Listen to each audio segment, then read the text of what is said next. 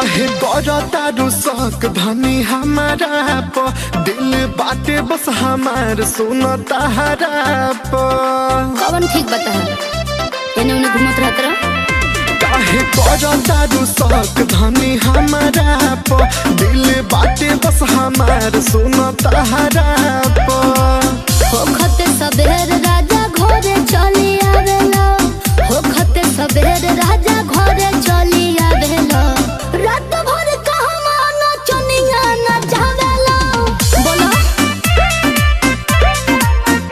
हो रात भर कहवा नचनिया नचावेला।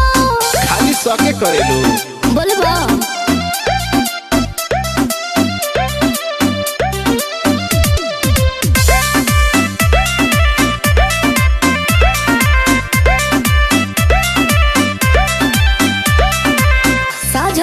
कहल जाला ए राजा घर से चलता चक्कर भोला कवना में हर से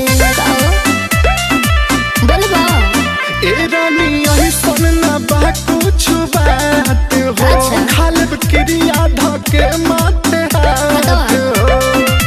सच्चे बात हमसे न कोनो बतावेला, सच्चे बात हमसे न कोनो बतावेला, रात भर